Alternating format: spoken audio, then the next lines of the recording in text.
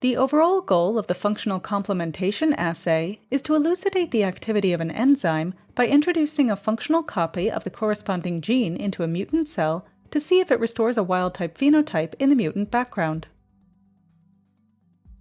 This method can help answer key questions in a variety of fields, such as biochemistry, microbiology, genetics, plant biology, evolution, and others.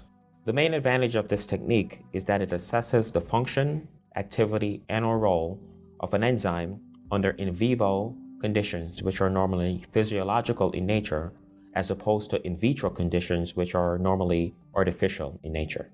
The implications of this technique extend towards the identification and/or the elucidation of the function of uncharacterized enzymes and those that still have putative or predicted functions.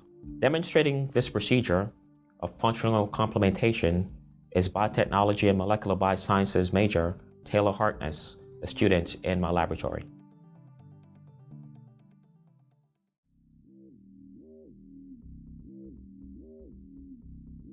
After cloning the DAP-L, TIR-B, MUR-E, and RSH genes according to the text protocol, inoculate 50 milliliters of liquid medium with a single colony of mutant bacterial cells to be transformed with the gene of interest and grow overnight.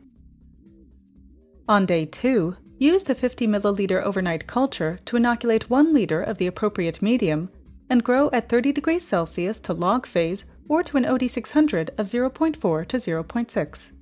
Harvest the cells by centrifugation at 5,000 times G and 4 degrees Celsius for 15 minutes, then decant the supernatant and use 500 milliliters of sterile ice-cold distilled water to resuspend the pellet.